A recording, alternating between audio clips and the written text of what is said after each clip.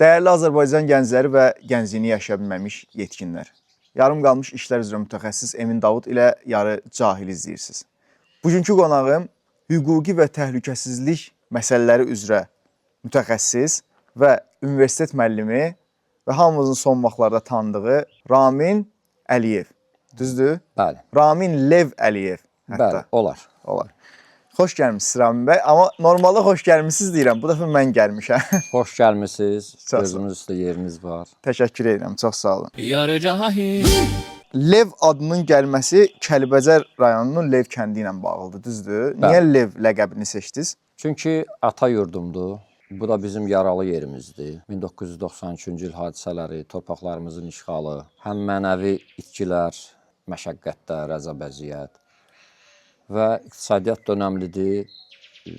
Milyona yaxın insanın bütün varını, dövlətini, sərvətini bir anın içində itirməsi, dediyim kimi mənəvi həm maddi səbəblərdən mən bu təxəllüsü özümə götürmüşəm. Çox vaxt yanlış anlaşılıb, bunu bürclərlə əlaqələndiriblər. Aslan deməkdir rus dilində. Rus dilində, Yahudi dilində məsələn başqa anlamı var. Nə anlamı var? Səhv etmirəmsə, ürək mənasını verir. Hər dildə müxtəlif şərh oluna bilər. Bu, bizim üçün qədim Qafqaz Albaniyasının ən səfalı, gözəl yerlərindən biridir.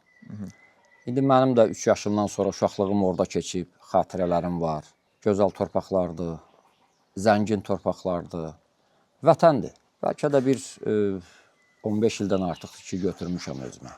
Gözəl. İndi gərək o kəndin də sakinləri bunun, belə deyək, halallığını versin. Ramin bəy, qısaca özünüzü təqdim eləyərsiniz zəhmət olmasa. Hazırda nə işlə məşğulsunuz? İndiyə qədər nə etmisiniz?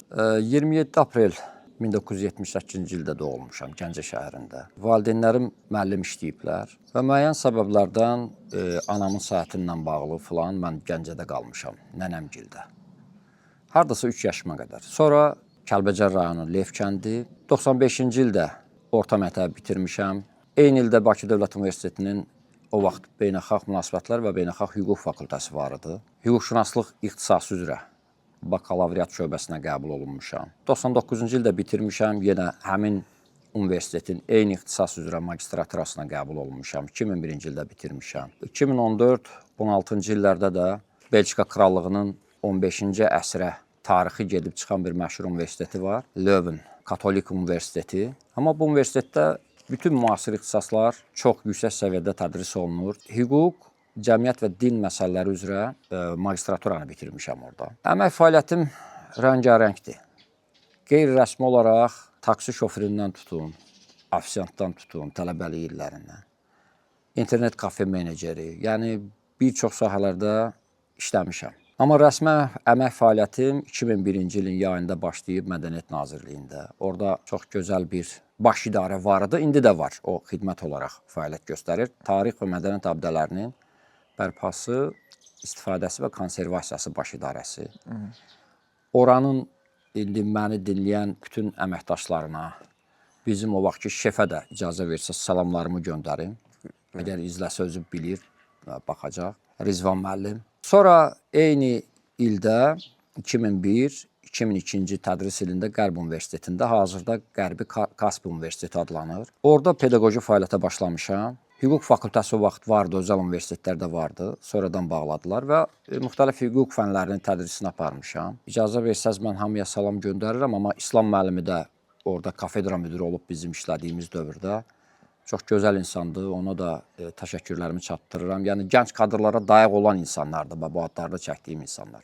Təmənnasız, hər hansı bir maraq və mənafe güdmədən. 2003-cü ildən hərbi xidmətə qəbul olunmuşam təhlükəsizlik orqanlarında. Artıq mən təhlükəsizlik orqanlarına gələnə qədər müəyyən bilik, bacarıq təcrübələrim var idi. Və o vaxtki rəhbərlik də nəzərə aldı bu faktı və məni başladılar xarici səfərlərə göndərməyə. İlk dəfə Avropa Şurasına göndərilmişəm. Terrorçuluq məsələləri üzrə ekspertlər komitəsi yaradılmışdı Avropa Şurasında və o büronun da, komitənin də bürosu var idi. Və mən 2 ildə həm büronun üzvü olaraq fəaliyyət göstərmişəm, həm Azərbaycan Respublikasında bu Kodekster adlanan terrorçuluqla mübarizə üzrə ekspertlər komitəsində təmsil etmişəm. Başqa təşkilatlarda da fəaliyyətim olub, Interpol, NATO, BMT və s. müxtəlif seminarlar, konferanslar, treninqlərdə iştirak eləmişəm. 2007-ci ildə hərbi xidmətdən ayrılmışam. Bundan sonra təkrar yenə o əvvəlki sadaladığım bir sıra fəaliyyətlər var. Ticarət, hətta makler. Moskvada bir müddət çalışmışam. Dostların dəvətindən, sağ olsunlar. Odessada fəaliyyət göstərmişəm. Yenə ticarət filan fəaliyyətlər və 2010-cu ildə bir tikinti layihəsi var idi Azərbaycanda. Avtomobil yolu üzrə. Masallı-Astara proyekti var idi. Nəhəng bir proyektdir. Orada tərcüməçi olaraq fəaliyyətə başlamışam. 2014-cü ilə qədər orada fəaliyyət göstərmişəm. Sonra bayaqları dedim, təhsil müddəti. Belçikaya getdik, təhsil aldım orada. Və 2016-cı ildən, 2015-16-cı ildən təkrar Qərb Universitetində məni müəllim kimi işə qəbul etdilər. Bakı Dövlət Universitetində də hər birinə salamlar olsun, məni saat hesabı dərs yükü verdilər. Sonra elə bir vəziyyət yarandı ki, məsafə uzaq, getmək, gəlmək adam çox yorulurdu və mən Gəncəyə qayıtdım. Və Gəncə Dövlət Universitetində də hazırda Sosial Fənlər Kafedrasında müəllim kimi fəaliyyətimi davam elətdirirəm. Niyə Gəncədə yaşayırsınız Rami bəy? Gəncə həm mənim ana yurdumdur, belə bir əzizliyi var mənim üçün. Həm burada biz bir məcburi köçkün statusuna malik vətəndaş olaraq Azərbaycan dövləti bizə müvəqqəti məskunlaşmaq üçün mənzillər verib.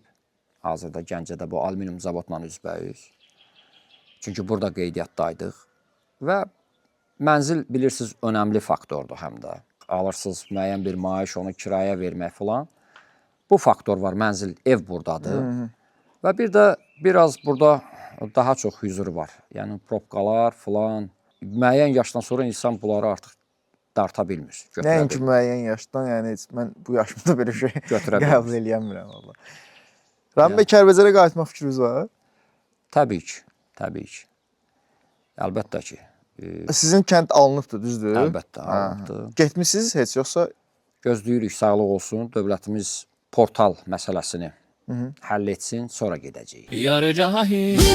Sosial mediada paylaşımlar eləyirdiniz. Mən sizin lap əvvəlki paylaşımlarınıza da baxdım.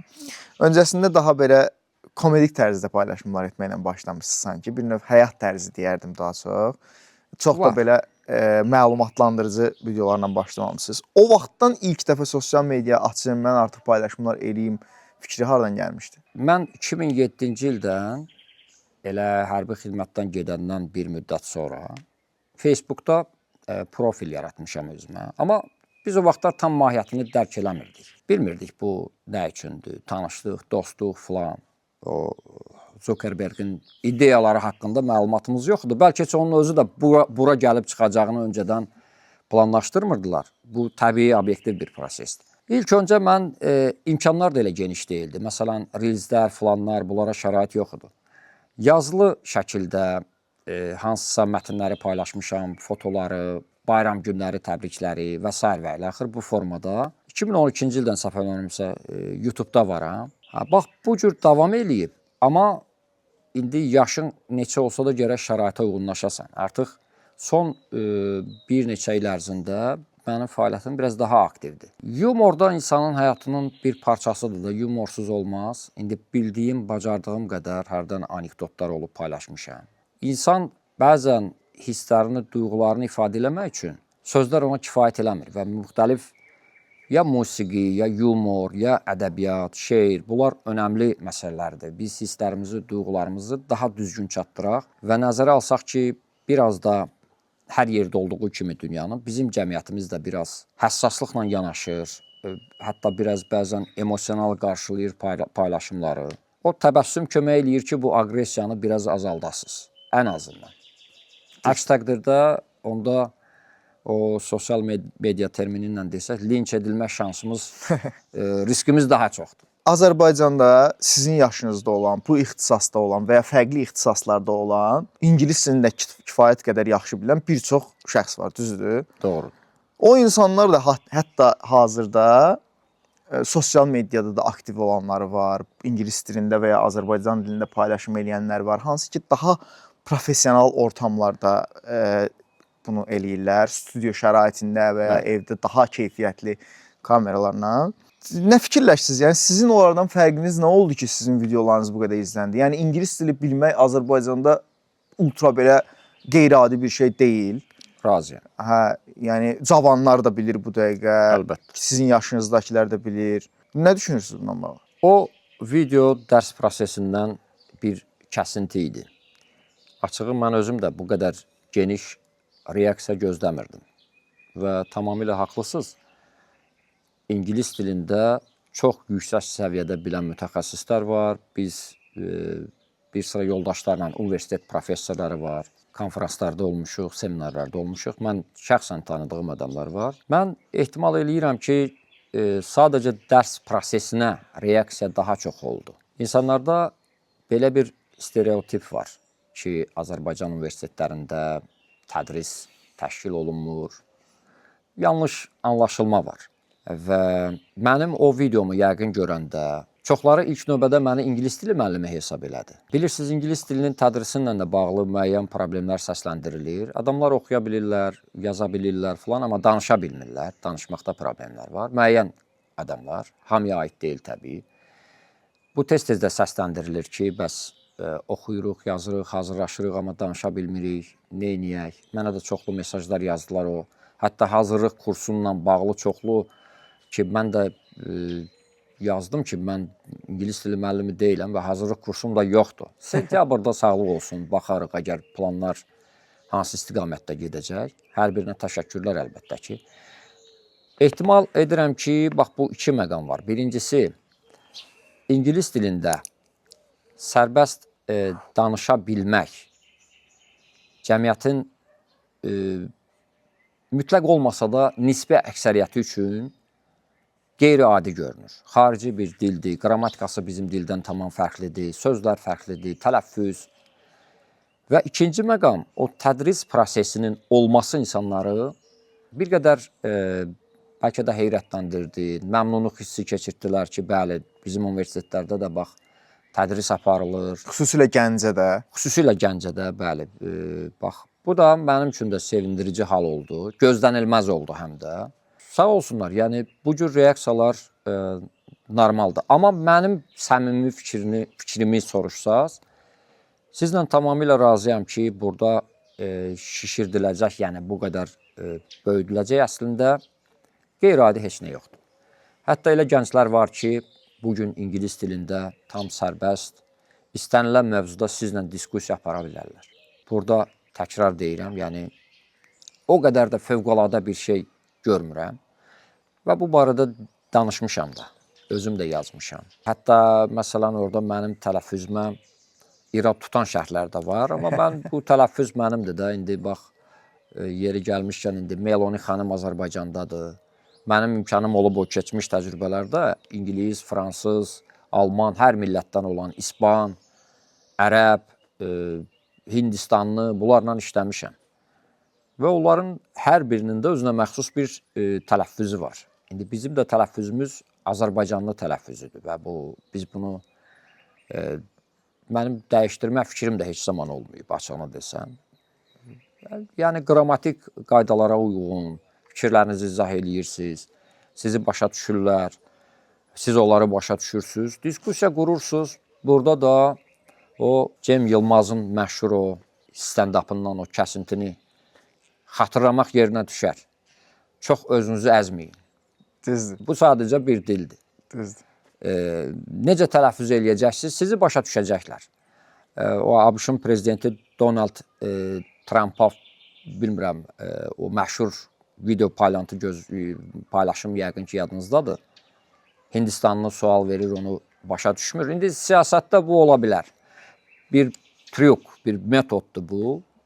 Suala cavab verməmək üçün deyə bilərsiniz ki, mən sizi başa... Amma Trump Hindistanlılarla çox layihələr həyata keçirib. Mənim fikrimcə, siyasi mövzulardan qaçmaq üçün bəzən bu cür yanaşmalar olur. İcazə versəz, mərhum bizim politoloq, şərhşünas Vəfa Quluzadənin o bir müsahibəsindən bir hissəni də xatırlatmaq istəyərdim ki, səhv eləmirəmsə, Misirdə işləyəndə tərcüməçi olaraq, Sovet səfirliyində, SSR səfirliyində Yadınızdadır bilmirəm, ya ola bilər diqqətdən qaçsın, xatırlatmaq üçün deyirəm bunu. Jurnalistlər, ABŞ jurnalistləri Serinin səfirindən soruşurlar ki, bəs sabah birdən olsa Amerika Birləşmiş Ştatları, Qərb, Misirlə bir konflikt yaşasa sizin münasibətiniz necə olacaq? Səfir də cavab verir ki, Sovet İttifaqı pis günündə də, yaxşı günündə də Misirin yanındadır. Və bu artıq o deməkdir ki, biz Misiri dəstəkləyəcəyik. Skandallar, filanlar Vaşinqtonda Serini, oradakı səfirini çağırırlar, izahat istəyirlər, bu hədədirmi, qorxudurmu? Bunu nə edəcəyik? Rəhmətli Vəfa Quluzadənin özünün müsahibəsində bu var. Deyir, məni çağırdılar, dedilər, bəlkə tərcüməçi səfi kimi verək, geçsin. Yəni, o təcrübədə mənim də üstümə, başıma gəlib daha doğrusu. Bir problem olanda bizim o, məsələn, bir sıra mənim tərcüməçilik fəaliyyətlərim də var. Deyiblər, bəlkə tərcüməçini verək qabağa. Amma səfir özü ərəb dilini mükəmməl bilirmiş. Deyib, yox, mən özüm də ərəb dilini bilirəm. Biz bunu daha çox jurnalistlərə bağlayaq. Ki, jurnalistlər məsələni çox şişirdiblər. Biz hədə qorxu gəlməmişik, sadəcə olaraq partnyorumuzdur Misirin. Tərəfini təbii ki, tutacağıq, amma biz arzuluyuruq ki, müharibə olmasın, sülh olsun və s. Bax, bu cür vəziyyətdən çıxırlar. İndi dil, xarici dili bilmək çox gözəldir. Sonda onu vurğulamaq istəyirəm və elə icazə versəz gənclərə də. Bütün elmlərin açarı bugün İngilis dilidir. Hələ ki, belədir. 17-20-ci əsrlərdə fransız dili idi. Qafqazda Azərbaycan dili idi bizim danışdığımız dil. Nə qədər çox dil bilsən, o qədər önəmlidir və burada da özümü çox komplekslərə soxub, çox utanım, bəs bunu səhv deyərəm, onu səhv deyərəm. Biz öz dilimizdə danışanda bəzən, bax, indi mən danışıram, bəzən olur, hansısa sözü o birisi sözdən əvvəl sonra deyirik. Bu, hamıda baş verir. Yəni, hər millətin də özünə məxsus tələffüzünün olması tam normal bir haldır. Mən də bir müddət ingilis dilini tədris eləmişəm. Həmişə deyirdilər ki, yəni, tələbələrin ən çox eləmək istədiyi şey o idi ki, necə Amerikan aksenti ilə, necə İngilis aksenti ilə danışa bilərəm. Mən də onu başa salmağa çalışırdım insanlara ki, yəni buna ehtiyac yoxdur. Siz heç vaxt bir İtalyanın İngilis aksenti ilə və ya Amerikan aksenti ilə danışdığını, bəlkə aktyorlar falan ola bilər, spesifik bu işlə məşğul olan insanlar. Amma onlarda da çətin. Yəni həmişə İtalyan aksenti ilə danışır, Çin aksenti ilə danışır, Rus aksenti ilə danışır, fransız mütləq dərəcədə fransızca danışır, ingiliscə danışan da belə, yəni adam. Hətta mütləq dərəcədə arada o daha emosional olduğu yerlərdə fransız sözlərindən istifadə edir. Bu çox normaldır. Biz amma bunu eləsək ingilis dilində bizi daşlayırlar. Məsələn, sizin də videonuzu, məsələn, bir alman çəkmiş olsaydı, heç bir reaksiya gəlməyəsiydi. O video izlənməyəsiydi də böyük ehtimal ki. Məncə, sizin videonuzun izlənməyin ən böyük səbəblərindən biri də sizin geyim tərziniz, stilinizdir və bu çox rol oynayır. Yəni, insanlar sanki kənddəki dayılarını görürlər sizə baxanda.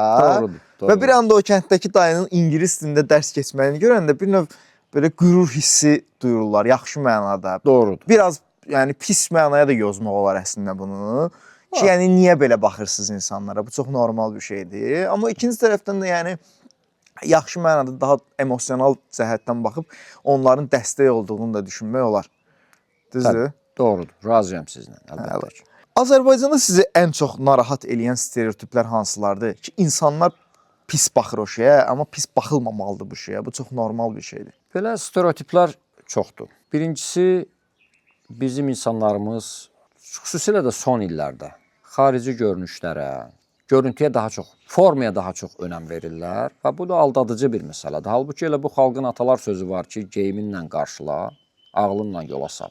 Bu ruslarda da var, başqa millətlərdə də var belə deyimlər. Və bu bir stereotipdir. Əlbəttə ki, bunu mən indi öz təcrübəmdə yaşamışam deyə vurğulamıram. Bu başqa adamlarda da baş verib, mən görmüşəm. İndi məndə geyim, məsələn, bunu bir dəfə də demişəm, əxlaqi, milli, mənəvi dəyərlərə zidd olan heç bir yoxdur. İndi o balaklava qoyuram, kürk geyinirəm, bu soyuq havalarda məcburiyyətdir bu məndə. Həm də səhhətlə bağlı olan bir şeydir.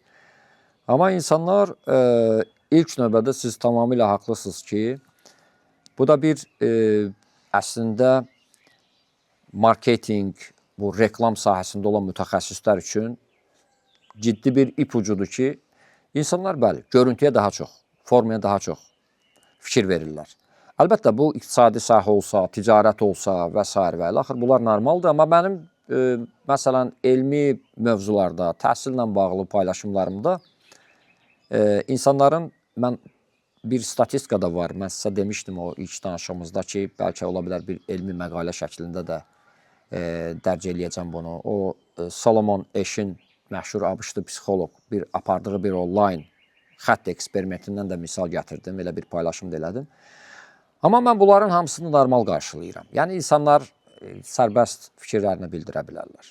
Təhqir elementləri yoxdursa, zarafat da olar, demək, gülmək də olar, irad tutmaq da olar. Bir stereotip budur. Amma bu böyük siyasətdə sizi aldadar. Xarici ölkələrdə, səfərlərdə siz, bu sizin üçün aldadıcı ola bilər. Görünüşlə sizi aldada bilərlər. Belə. Başqa stereotiplər var, məsələn, təhsilə münasibət. Bizdə hələ də Sovet ideologiyası qalır. O ideoloji bir təhsil sistemi idi, ideoloji yanaşma idi. Orada iqtisadi bazis yoxdur.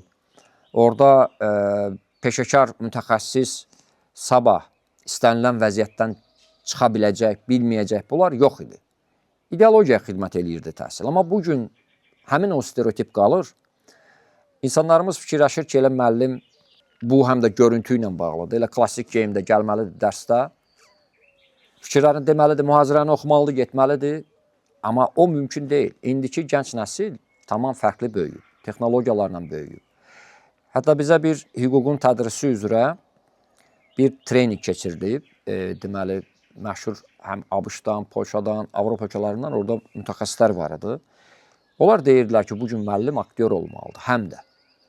Yəni, siz bugünkü gənc nəslə quru-quru gəldiniz, mühazirələri dediniz, çıxdınız, getdiniz, olmaz.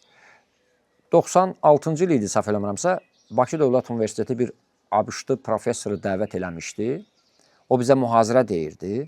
Və bir də gördük ki, qadın idi belə, alçaq boy, belə yaşlı bir xanım idi. Stolunu qoydu ayağının altına, oradan bir məsələni izah eləməyə çalışırdı bizə və çıxdı stolun üstünə. Biz belə mat-məəttəl qalmışıq, baxırıq ki, bu neyniyir axı, bu neynəmək istəyir buna?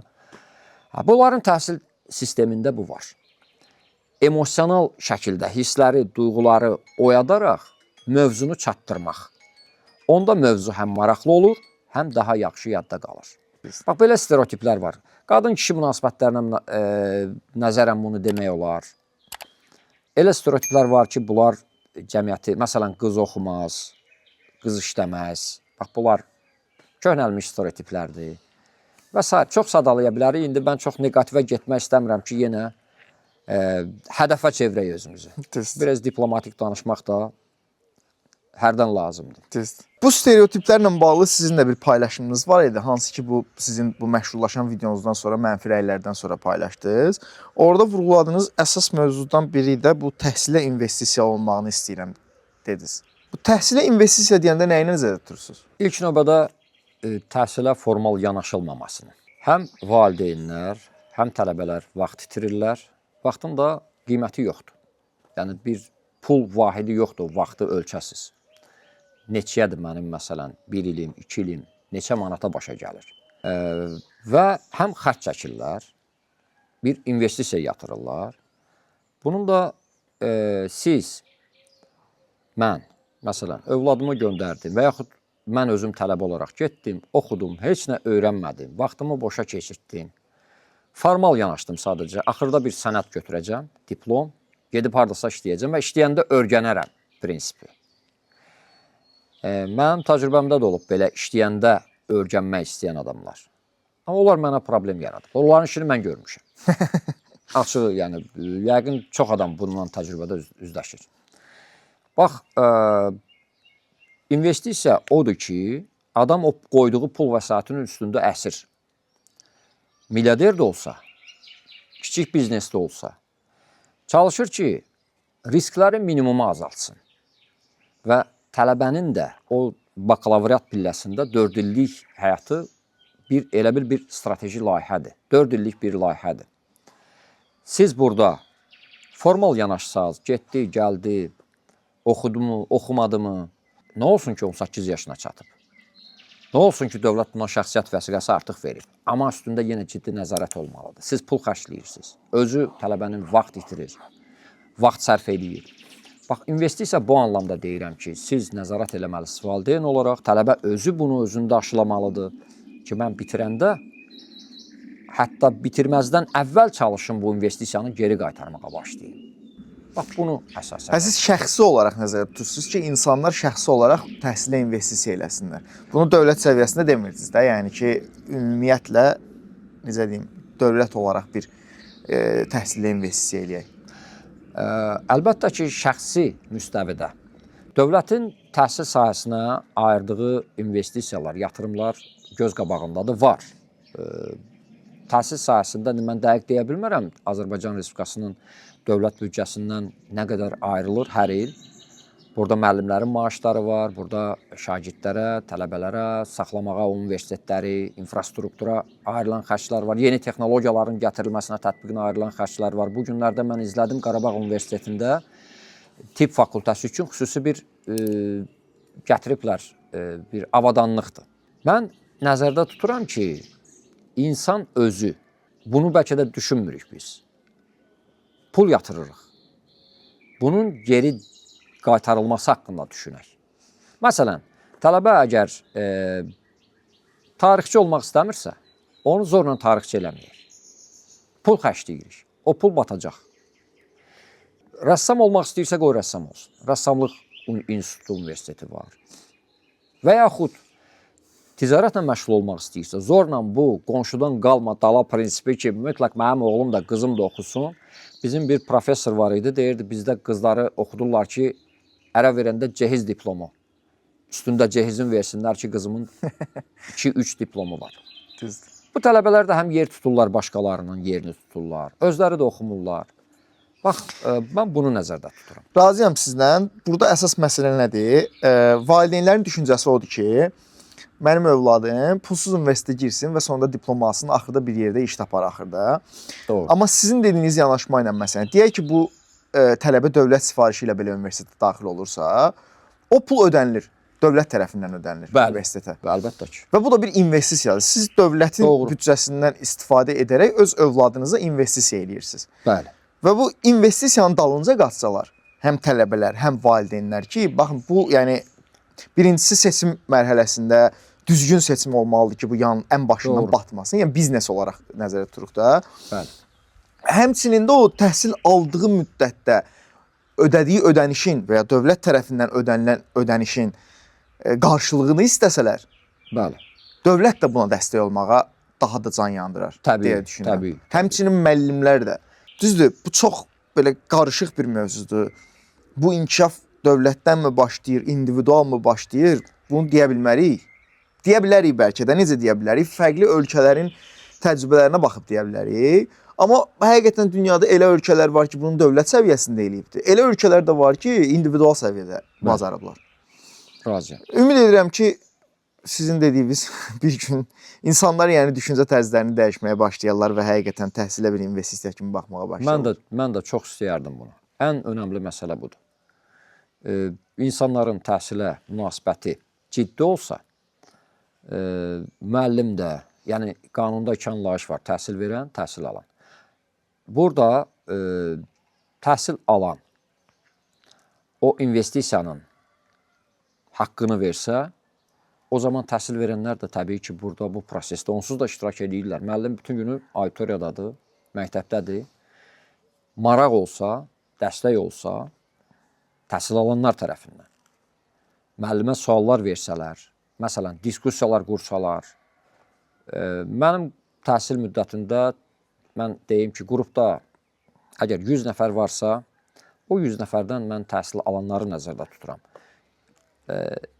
Faizlə desək, bir 3%, 5% bax o dediyimiz o standartlara uyğundur ki, gəlir mənə əlavə suallar verir. Hətta mən özüm araşdırıram, mən özüm öyrənirəm. Həmişə mən auditoriyaya girəndə deyirəm, mən də sizdən nəsə öyrənməyə gəlirəm. Bax, yanaşma bu cür olsa, təhsildəki bir çox problemlər avtomatik aradan qalxacaq. Rəmin bəy, 3 fərqli kitabınız var, düzdür? Yoxsa 4?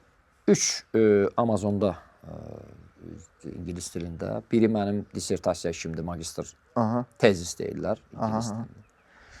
Bunlar sizin ingilis dilində yazdığınız kitablardır. Hə, ingilis dilində mən yazmışam. Onu təhsil aldığım müddətdə elə Belçikada yazmışam. Sonra qayıdandan sonra Amazona yerləşdirdik satış üçün. Satış edə bilirsiniz? Var, azdır, amma bilmirəm neçəsə var idi. Bir 100 neçə dollar orada məbləğ yığılmışdı. Çox baxmıram. Onu götürə də bilmirik biz. Niyə? Çünki Amazonla bizim bank kontaktlar, əlaqələr yoxdur. Orada bank kartı yatırmalısınız ya da çeklə ödəməlidirlər. Hələ məbləğ də çox deyil deyə mən heç dəymirəm ona. O da mənim üçün bir investisiyadır gələcəyə. Birdən green card falan udsam, getsəm Amerikada müəyyən bir məbləğim olsun. Hələ ki dəymirəm. Düzdür. Bu kitabları hansı mərhələlərdə yazmısınız? Nə vaxt yazmısınız? 2000 Üzr istəyirəm. Yəni, kitabların adlarını da çəkim. Meditation in Canon Law. Aha, Mediation in Canon Law. Mediation, sorry, meditation. Mediation in Canon Law. Bu nə ilə bağlıdır? Mübahisələrin həlli. Konfliktlər, mübahisələr, ailə məişət zəminində olsun, ticarət münaqişələri olsun. Sadəcə olaraq bilirsiniz, hüququn ilkin kökü adət-ənənələrdir eramızdan əvvəl. Sonra səmavi dinlərdə onlar yaranandan sonra Yahudiliklə başlayır. Zərdüştlükdə də bu var, yeri gəlmişkən mübahisələrin həlli ilə bağlı. Həm dövlət səviyyəsində, həm cəmiyyətdə. Xristianlıqda və İslamda. Və İslamda məsələn şəriət adlanır o hüququ bölməsi. Xristianlıqda da kanonik hüquq adlanır. Yəni mənim üçün maraqlı bir mövzuydu bu. Yəni başqa mədəniyyətlərdə bu mübahisələr necə həll olunur? Hə, xristianlıqdakı mövzu ilə bağlı. Bəli, orta əsr Avropa dövlətlərinin hər birinin tətbiq etdiyi hüquq sistemidir. Kilsələrin idarə etdiyi zamanlar. Kilsələrin, bəli. Necə həll ediblər mübahisələri, hansı mənbələr, deyək, Bibliya və s. necə tətbiq ediblər və orada mən müqayisəli şəkildə vermişəm. Həm orada İslamın mübahisələrin həllinə yanaşması var, həm xristianlığın var, həm yəhudiliyin var, geniş, həm interdisiplinar bir yanaşma var orada. Çox maraqlı. Bu kitab sosioloji, psixoloji məqamlarla bağlı. Bu kitab fiziki olaraq siz satışa qoymusunuz Amazonda, yoxsa çap versiyası da istəyənlər orada sifariş verəndə seçə bilərlər çap versiyasını. Necə o çap olunur bəs? Orada Amazonun özü təşkil eləyir, çap eləyir, göndərir. Nə gözəl, nə maraqlı. Və bir də istəyən də o Kindle edition deyirlər o. Hə, Kindle. Kindle, hə.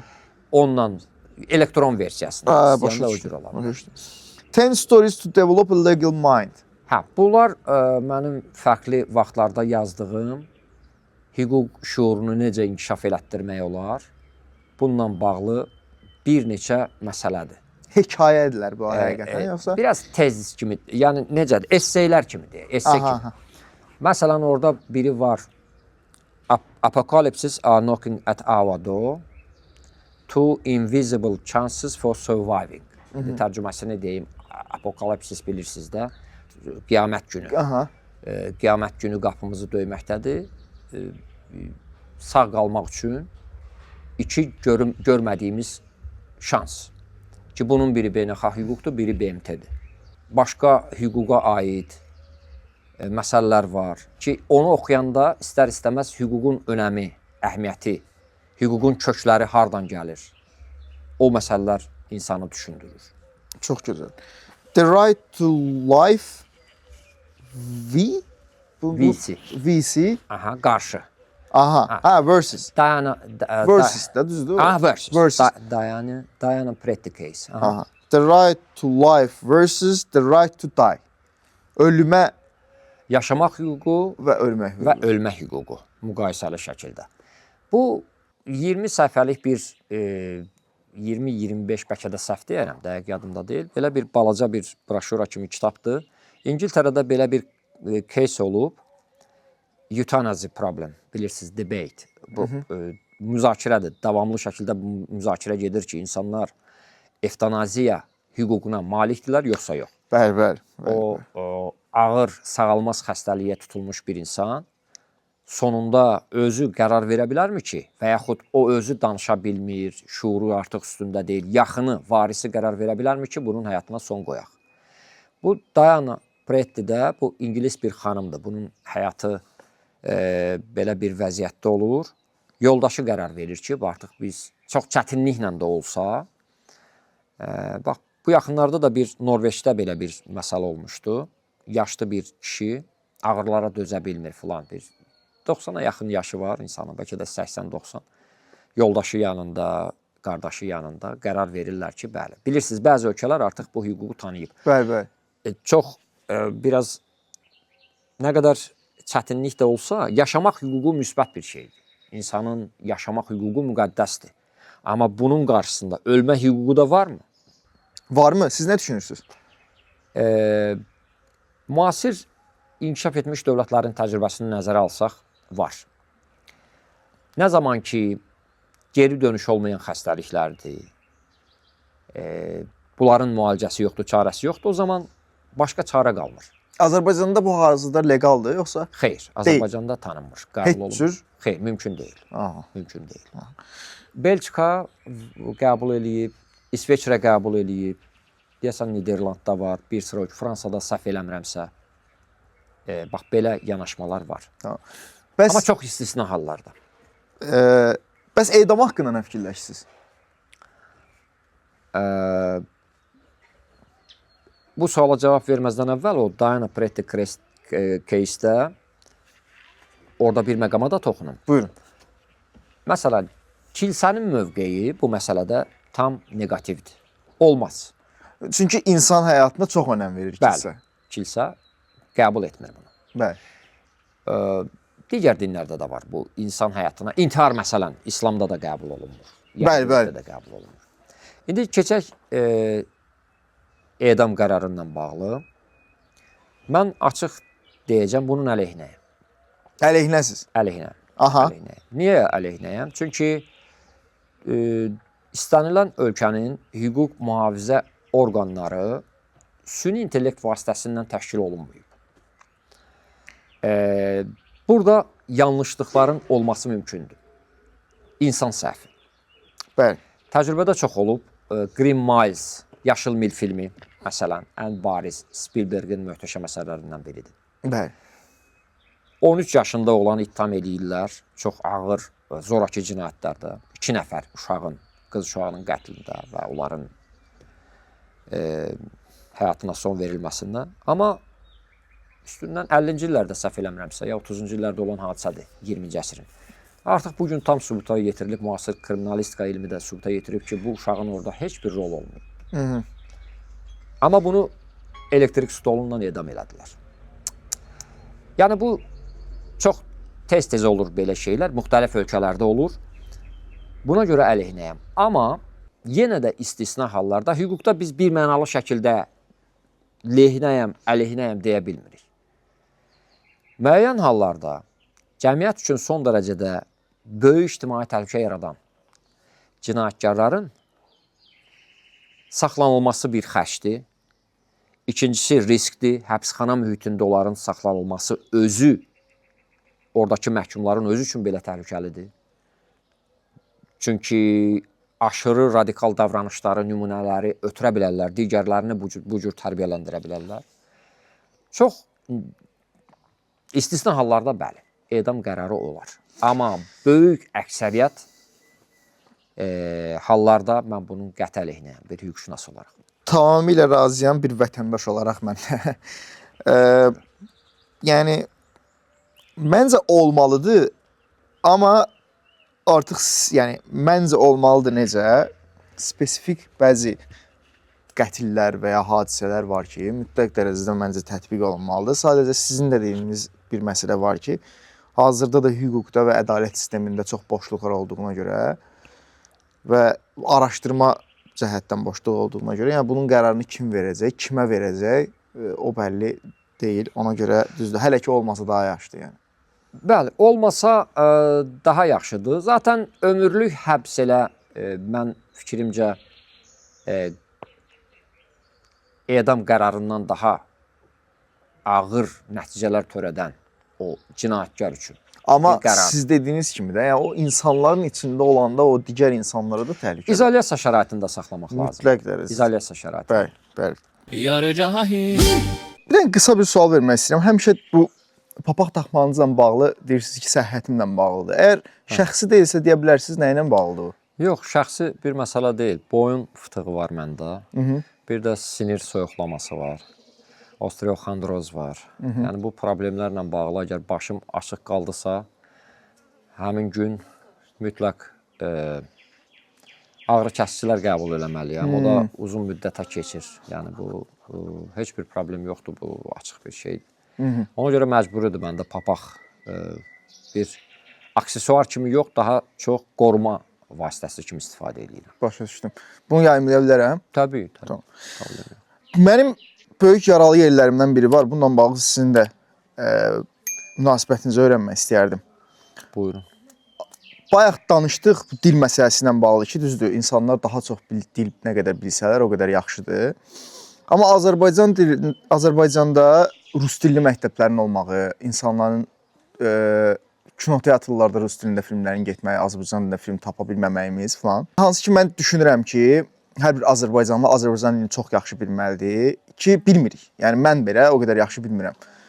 Hamımız Azərbaycan dilində danışanda Azərbaycan dilində olmayan rus dilində sözlər, türk dilində sözlərdən istifadə edirik. Bu sadəcə mən rus dilindən bağlı deyil mənim bu yanaşmam. Amma mən düşünürəm ki, Azərbaycanda dövlət məktəbləri rus dilində olmamalıdır. Azərbaycan dilində olmalıdır. Təbii ki, rus dilində təhsil almaq istəyən insanlar ola bilər. Bizim rus insanlar da var Azərbaycanda yaşayan, rus dilli insanlar da var. Bunu mən tamamilə başa düşürəm. Amma bu ingilis dili necə ki, özəl məktəblərdə keçirilirsə, rus dili də mən düşünürəm ki, özəl məktəblərdə keçirilməlidir. Bütçəsi olan, imkanı olan uşağını rus dilində oxutura bilər, normal bir şeydir. Amma məktəblərdə rus dili olmamalıdır və xüsusilə də danışıqda olmamalıdır deyə düşünürəm. Hansı ki, bunu da nəyə bağlayıram? Polşa da Sovetdə, düzdür, insanlar həmişə deyir ki, biz Sovetlərdən gəlmiş ölkəyi falan fəsməkan, amma bu bizim öz dilimizi hörmətli eləməliyik mənasına gəlmir. Hansı ki, mən Polşada yaşadığım dövrlərdə onu görürdüm. Düzdür, Polşa bizim qədər Rus Sovet hökumətinin altında qalmayıb, həmişə öz müstəqilliyini həmişə qoruyub saxlayıbdır. Kiril əlifbasına belə, hətta səhv eləmirəmsə, polyaklar keçməyiblər. Öz rəsmi sənədlərində həmişə latın əlifbasını saxlayıblar. Hansı ki, polyak dili rus dilinə daha yaxın dildir. Yəni Slavyan dili olduğuna görə. Amma biz hələ də kiril əlifbasını buraxsaq belə rus dilini buraxa bilmirik. Niyə? Və sizin bu mövzuda yanaşmanız necədir? Dil məsələsi önəmli bir məsələdir. Şuur məsələsi, hisslər, emosiyalar. Biz bütün fikirlərimizi söz vasitəsindən ifadə edirik. Bir məsələni də deyim, bu qədim bir müdriklikdir də. İndi bizim bilirsiniz, Azərbaycan çox mədəniyyətli ölkədir. Bu da bizim əslində xoşbəxtliyimizdir, üstünlüyümüzdür. Bütün inkişaf etmiş ölkələrə baxsaz, əksəriyyəti çox mədəniyyətlidir. Amerika Birləşmiş Ştatları bugün dünyanın bir nömrəli gücü hesab olunur. Nəyin hesabınadır bu? Çox mədəniyyətliyi. Orada anglosakslar da var, ispanlar da var, yerli hindular da var, Amerikan hinduları. Avropadan mühacirlər var və bu dil məsələsinə gələk indi. İndi ingilis dili beynəlxalq dildir. Amma ingilis dilindən rəhmətlik İlbər Ortaylı deyirdi ki, ingilis dili kötü konuşulan bir Almancadır. Alman kökənli bir dildir. Latın sözləri kifayət qədərdir. Fransızcadan çox sözlər keçib o 17-20-ci əsrdə fransız dilinin franka lingua olduğu dönəmlərdə və s. Hətta bununla bağlı bir şey deyim ki, yəni iki dildən bir yerdə törüyüb də, Alman dilindən və Latın dilindən. Ona görə də ingilis dilində bir söz üçün həmişə iki dənə söz olur. Bəli. Fire, flame məsələn ən sadə nümunəsidir. Doğru. Azərbaycan dilində də vəziyyət eynidir. İcazənizlə birinci bura toxunaq. Bizim dilimizdə hələ Əhəmənilər, Sasanilər dönəmindən, Atropat vaxtlarından İrani dillərdən keçmə sözləri var. Sonra bizim dilimizdə təbii ki, qədim dönəmlərdən türk xalqlı dillərin sözləri, cümlələri kifayət qədərdir. Ərəb dilindən, İslamdan sonra kifayət qədər sözlər keçib. Və eləcə də 10-cu əsr, 11-ci əsrdən bu İslamın qızıl dövrü deyirlər. İslamı qəbul edən türk qəbilə tayfa birliklərinin yaratdığı dövlətlərlə də türk dili daha da oturaqlaşdı Azərbaycanda. Biraz geniş yanaşdım məsələyə, amma çalışıram ki, dilin formalaşması prosesini tarixilik nöqteyi nəzərindən biraz açıqlayım, fikirlərimi izah edeyim. Buna görə də üstündən əsrlər keçib, amma hələ bizim dilimizdə bu mədəniyyətlərin hamısının təsiri bu və ya digər formada var. Bayaqları qeyd elədik ki, biz hisslərimizi, duyğularımızı, emosiyalarımızı fikirlər vasitəsindən bildiririk. Zərdüştlükdə belə bir ifadə var, biz onu tədris eləyirik. Zərdüştlükdə Avesta onun əsas mənbəyidir və biz onu Azərbaycanın ilk yazılı siyasi hüquqi mənbələrindən biri kimi tədris eləyirik, Avestanın. Yaxşı fikir, yaxşı söz, yaxşı əməl. Dilin önəmi bax bu deyimdə özünü biruzə verir. Yaxşı düşünməlisən, yaxşı söz danışmalısan ki, əməllərin də ona adekvat olsun. Qısa bir tarixi ekskurs eləməyə çalışdım da mən. 17-18-ci əsrlərdən də başlayaraq Azərbaycanın indi hazırda Şimali Azərbaycan adlanan bölgələrində o xanlıqların yavaş-yavaş bir-bir istilasından sonra Rus dili istəsək də istəməsək də bir geopolitik dil rolunu oynadı. Sovetlər dönəmindən də əvvəl rəhmətlik Üzeyir Hacbəyovun O olmasın, bu olsun filmində də orada var. Biri Rusca danışır, biri Türkçə danışır, o birisi Fransızca danışır. Bu bizim xalqımızın yaralı yeridir. Yəni Rus dili bir 3 əsrlik Azərbaycanda kökü var. Necə ki biz digər dilləri bir anda sıxışdırıb çıxara bilmərik, bunu Rus dilinə də şamil eləmək olar. Hərçənd ki bunu biraz daha emosional qarşılayan vətənpərvər bir kəsim var Azərbaycanda. Mən də bunu təbii qarşılayıram. Məsələn, siz Rusiyada Azərbaycan dilində danışmağınız əhali tərəfindən qəbul olunmur. Mənfi qarşılanır. Amma Rusiya böyük dövlətdir. Regionda dayaqları var, rıçaqları var. Sosial, iqtisadi. Məsələn, hələ də Sovetlərin nostalgiyasından yaşayan insanlar var. Amma icazənizlə o insanlara da mən üzümü tutardım ki, sizin nostalji hisslər keçdiyiniz SSR-i 60-lardan sonranın SSR-sidir.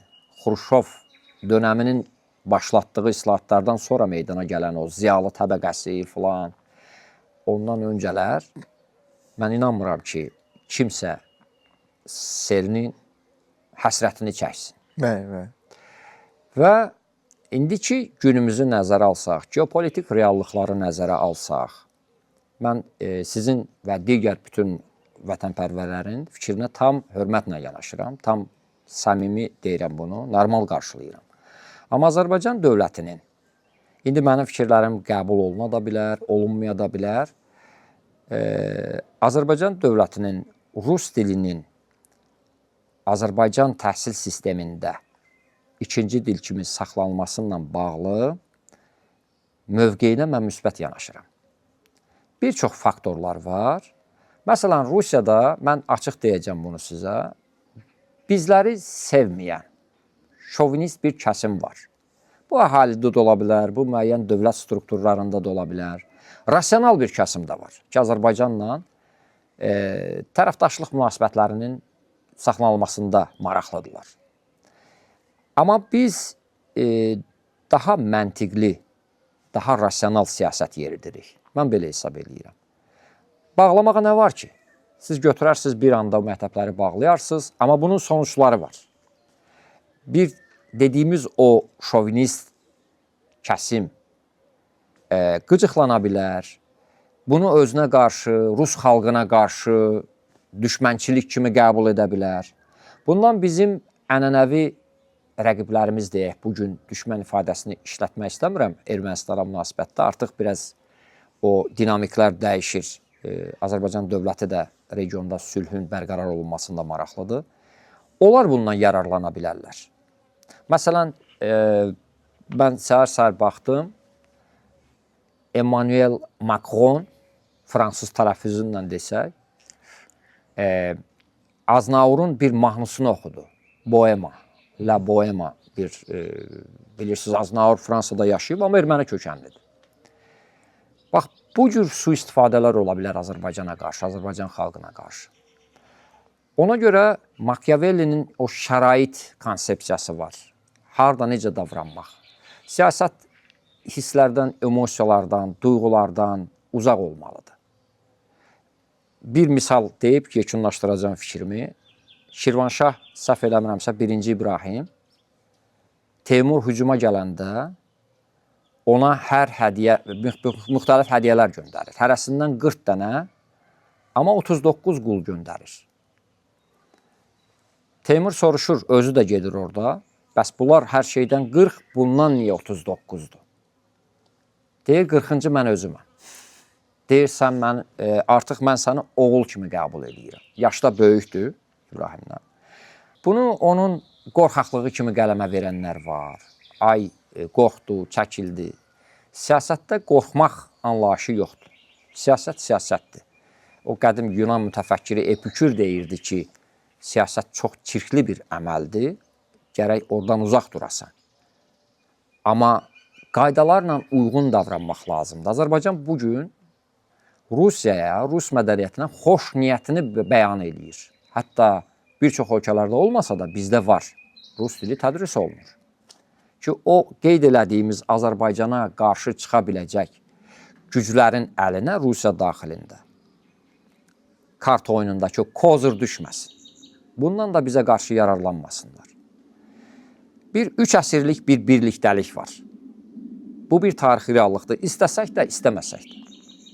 Əlcəzairdə bugün fransızca tədris olunur, ikinci dil olaraq. Hindistanda ingilis dili rəsmi dildir. Hindistan boyda ölkə, baxın, və atom nüvə dövlətidir. Başqa misallar da çəkə bilərik.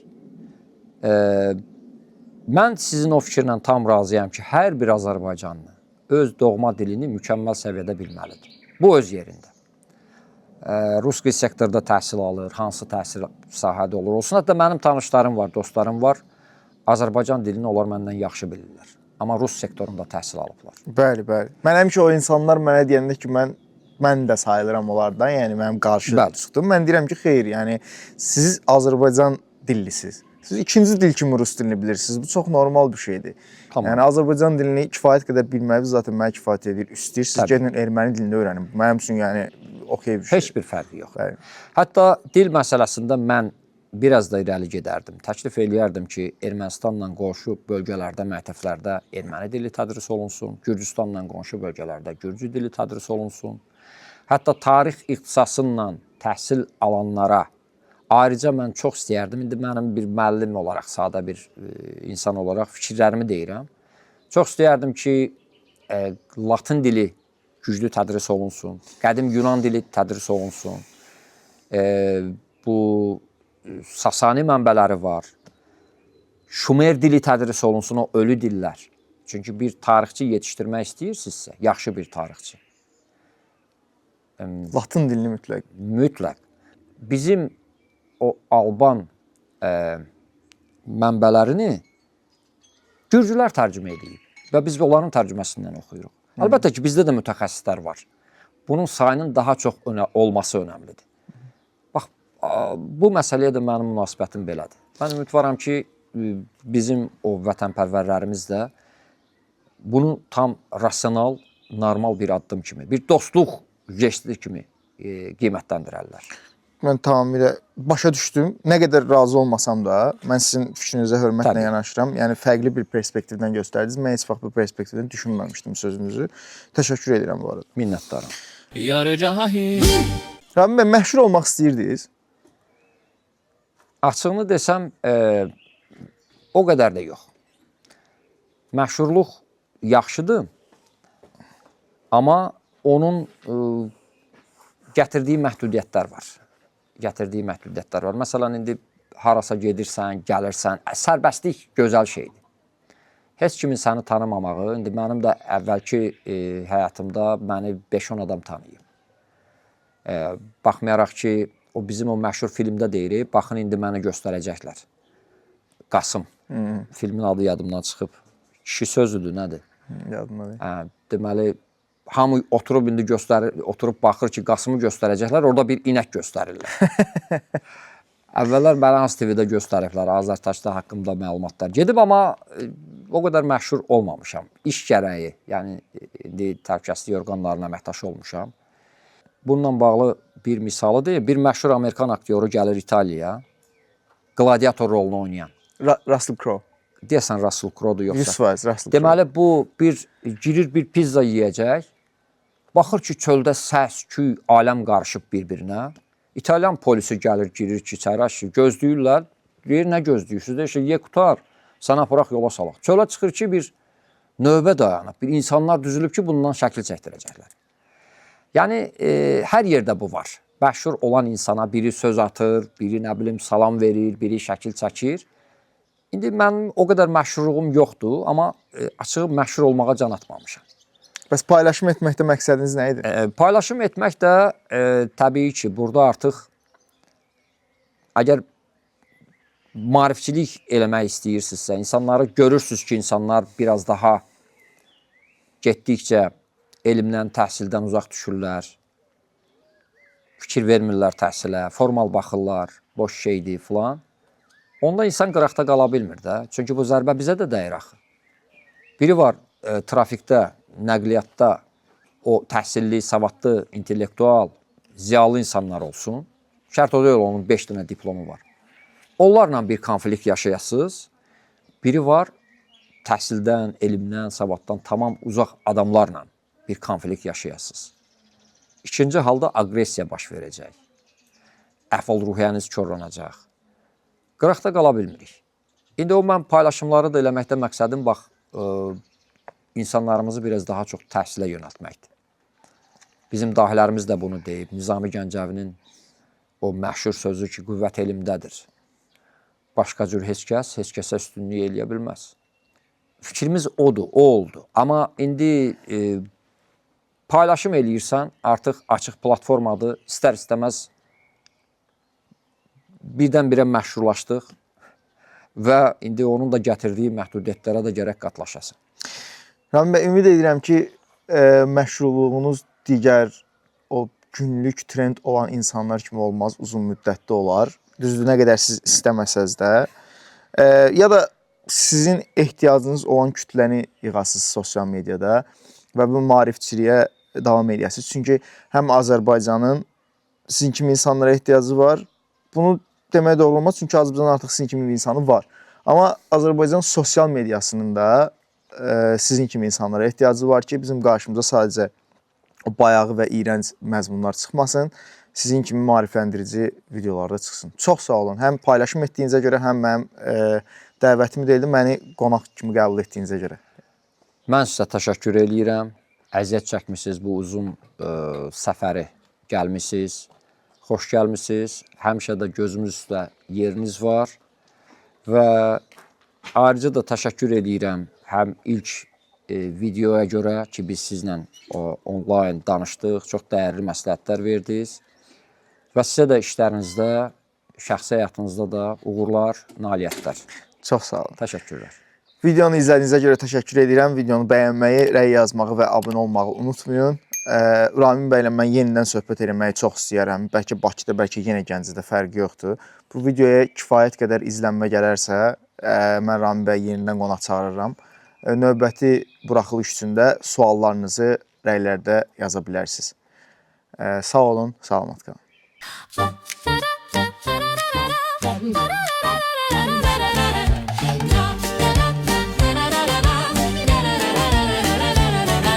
Yar cahil